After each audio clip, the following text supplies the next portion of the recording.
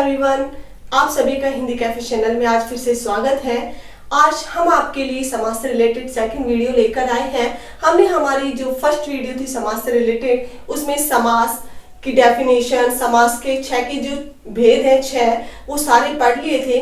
लेकिन उसमें मैंने आपको बताया था कि जो हमारा तत्पुरुष समास है उसका कारक विभक्तियों के आधार पर भी 6 भेद और माने गए हैं। तो वो जो 6 भेद हैं तत्पुरुष समास के, स्पेशल उन्हीं को लेकर आज हम ये वीडियो आपके सामने लेकर आए हैं। और उससे पहले, मतलब तत्पुरुष समास को शुरू करने से पहले, मैं कुछ पंक्तियों में आपको आपके 6 पद जो समास है उनका एक बार सारांश बता देती हूँ। तो देखिए, द्वंद्व में और छिपे द्विगु में गणना पद आवद है, बीच में कारक चिन्ह छिपे तत्पुरुष समास कहावत है, अव्यय से अव्यय भाव रहे कर्मधारय विशेषण आवत है, बहुव्रीहि में अन्य प्रधान रहे न कोई पद आवत है। अब आपके ऊपर से गया होगा सारा, लेकिन देखिए अब इधर द्वंद्व में और कि जो द्वंद्व समास है उसमें क्या छिपा रहता है? और मैंने बताया था ना, संयोजक शब्दों का प्रयोग करते हैं किसमें? द्वंद्व समास में। द्विगु में गणना पद, गणना पद अर्थात संख्यावाची पद आता है। क्लियर? बीच में कारक चिन्ह छिपे, कारक चिन्हों का प्रयोग किसमें होता है? तत्पुरुष समास में। तत्पुरुष समास कहावत है कि जिसमें बीच में कारक चिन्ह छिपे हुए रहते हैं वो कौन सा समास कहलाता है? तत्पुरुष समास कहलाता है। अव्यय से अव्यय भाव रहे, मतलब वो अकड़ू अपना कि जो कभी किसी भी कंडीशन में चेंज ना हो, वो कौन से में होता है? अव्यय भाव समास में, क्योंकि पहला पद क्या होता है? अव्यय होता है। कर्मधारय विशेषण आवत है कि जो कर्मधारय समास है उसमें क्या आता है? विशेषण विशेष्य आता है। बहुव्रीहि में अन्य प्रधान रहे न कोई पद आवत है, मतलब ना तो पहला पद आता है न दूसरा पद प्रधान होता है, बल्कि बहुव्रीहि समास में कौन सा पद प्रधान होता है? कोई अन्य ही पद प्रधान होते हैं। क्लियर हुआ? तो कुछ ही पंक्तियों में बहुत सारी नॉलेज सिर्फ आप लोगों के लिए। तो देखिए भाई, तत्पुरुष समास, सबसे पहले मैं आपकी डेफिनेशन बता दूं आपको कि जिस समास में दूसरा पद अर्थ की दृष्टि से प्रधान हो तथा पहला पद संज्ञा या विशेषण होने के नाते गौण अर्थात अप्रधान हो, वो कौन सा समास कहलाता है? हमारा तत्पुरुष समास कहलाता है। ये डेफिनेशन हमने हमारी पिछली वीडियो में भी देख ली थी। अब जो मेन फोकस है हमारा वो है इसका भेदों पर, और वो भी किसके आधार पर? कारक चिन्हों के आधार पर, या कारक चिन्हों की दृष्टि से जो तत्पुरुष समास है उसके कितने भेद होते हैं और वो कौन कौन से हैं। तो देखिए, यहां मैंने लिखी है हमारी क्रम संख्या, यहां कारक का नाम, यहां कारक का चिन्ह। ठीक है, तो देखो हमारे कारक कितने होते हैं? हमारे कारक होते हैं 8। क्लियर?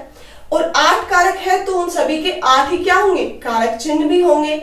लेकिन जो हमारा ये तत्पुरुष समास है उसमें कारक चिन्हों के आधार पर सिर्फ और सिर्फ 6 ही भेद माने जाते हैं। अब सबसे पहले मैं आपको बताती हूँ कि कारक कौन कौन से हैं और उनकी विभक्तियां कौन कौन सी हैं, और उसके बाद बताऊंगी कि कौन से कारक हैं जिनका प्रयोग हम तत्पुरुष समास के भेदों में नहीं करते। तो फर्स्ट है कर्ता, कारक का नाम है और ये इसका चिन्ह है। तो हम कैसे लर्न करेंगे इसको? कर्ता ने कर्म को करण से या द्वारा संप्रदान के लिए अपादान से संबंध का के की अधिकरण में पर संबोधन है। अरे हो गए टोटल कितने? यहाँ पर तो मैंने आपको 8 ही कारक बताए हैं। अब बात आती है कि कौन से हैं 2 जो कारक विभक्ति के या कारक चिन्हों के आधार पर तत्पुरुष समास के भेद नहीं है। तो एक तो है हमारा फर्स्ट, कर्ता ने, इसका प्रयोग नहीं किया जाता, और एक है लास्ट, संबोधन है अरे। इन दोनों का प्रयोग तत्पुरुष समास के कारक चिन्हों के आधार पर भेदों में नहीं किया जाता। तो टोटल कितने बच गए? 1 2 3 4 5 6। तो कारक चिन्हों के आधार पर तत्पुरुष समास के कितने भेद माने जाते हैं? 6। और वो कौन कौन से हैं?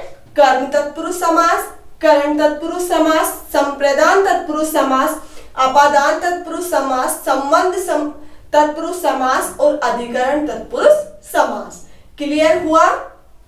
तो देखिए तत्पुरुष समास के भेद, और उसमें पहला कर्म तत्पुरुष समास। अब इसको हम सिर्फ कर्म समास नहीं बोलेंगे क्योंकि तत्पुरुष समास का भेद है, इसलिए हम क्या कहेंगे, कर्म तत्पुरुष समास। क्या होता है, सबसे पहले इसका विभक्ति चिन्ह क्या होता है, तो जो कर्म का होगा, कर्म को, तो जो को शब्द है वही इसका क्या है, विभक्ति चिन्ह है। विभक्ति चिन्ह को के लोप से बनने वाला समास ही क्या कहलाता है, कर्म तत्पुरुष समास। मतलब जब हम उसका समस्त पद बनाएंगे तो जो कारक विभक्ति को है उसका क्या हो जाएगा, लोप हो जाएगा, और जब हम समस्त पद से समास विग्रह करेंगे तो जो कारक विभक्ति को है उसका हम उसमें प्रयोग करेंगे। क्लियर। एग्जाम्पल देखिए, जितेंद्रिय, इंद्रियों को जीतने वाला, तो समास विग्रह किया तो को का हमने क्या किया, प्रयोग किया। मनोहर, मन को हरने वाला। मरणातुर, मरने को आतुर। जेब कतरा, जेब को कतरने वाला। तो हमने समास विग्रह किया, तब इस क्या किया, को जो कारक चिन्ह है उसका क्या किया, प्रयोग किया, और जब इसका समस्त पद बनाया तो इन सभी में हमने क्या कर दिया, लोप कर दिया। कहीं दिख रहा है इसमें को, नहीं है ना।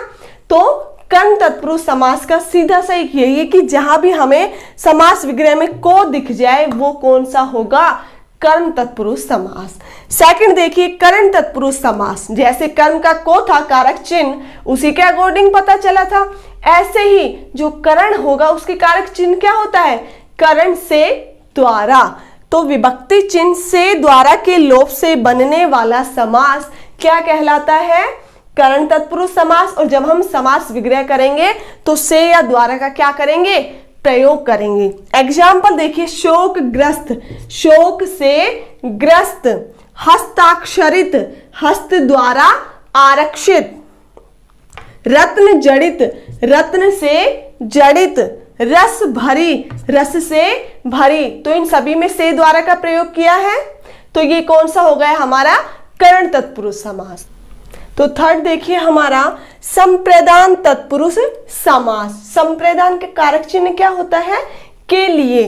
तो विभक्ति चिन्ह के लिए के लोप से बनने वाला समास कौन सा कहलाता है, हमारा संप्रदान तत्पुरुष समास। और जब हम समास विग्रह बनाएंगे तो के लिए जो विभक्ति चिन्ह है उसका क्या करेंगे, प्रयोग करेंगे। देखिए एग्जाम्पल, मालगाड़ी, माल के लिए गाड़ी। देशभक्ति, देश के लिए भक्ति। रणभूमि, रण के लिए भूमि। रनिवास, रानियों के लिए वास। This is example is most important. रनिवास, रानियों के लिए वास। फोर्थ देखिए, अपादान तत्पुरुष समास।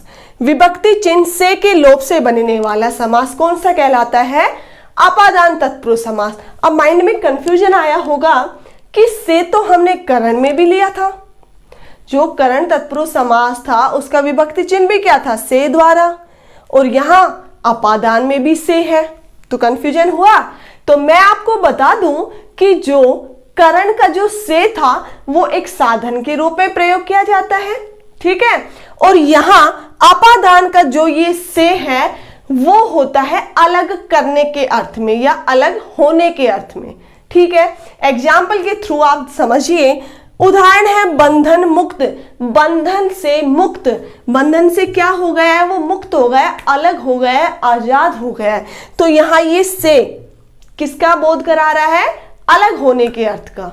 नेक्स्ट, पद मुक्त, पद से मुक्त। विद्याहीन, विद्या से हीन। धर्म विमुख, धर्म से विमुख। मतलब सभी में ये से किसका अर्थ दे रहा है, अलग होने का अर्थ दे रहा है ना। और वहां जो करण का से होगा वो एक साधन के रूप में प्रयोग किया जाएगा। तो नेक्स्ट देखिए फिफ्थ, संबंध तत्पुरुष समास। विभक्ति चिन्ह क्या होता है, काके की। जब हम समस्त पद बनाएंगे तो काके की का लोप कर देंगे और समास विग्रह करेंगे तो विभक्ति चिन्ह काके की का प्रयोग करेंगे। एग्जाम्पल देखिए, राजकुमारी, राजा की कुमारी। पवन पुत्र, पवन के पुत्र। दीनानाथ, दीनों के नाथ। दीन क्या होते हैं, गरीब। अमचूर, आम का चूर्ण, ठीक है ना।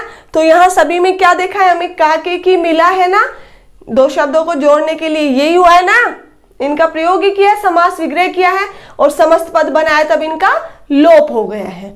नेक्स्ट देखिए और लास्ट, अधिकरण तत्पुरुष समास। विभक्ति चिन्ह होता है में पर, जब समस्त पद बनाएंगे तो में पर का लोप कर देंगे और जब हम समास विग्रह करेंगे तो में और पर का प्रयोग करेंगे। आप बीती, आप पर बीती हुई या अपने पर बीती हुई।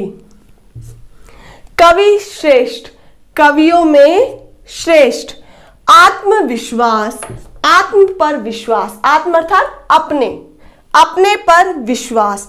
ध्यान मग्न, ध्यान में मग्न, तो यहां भी हमने पर और में का यूज किया है, इसलिए कौन सा समास हुआ, अधिकरण तत्पुरुष समास।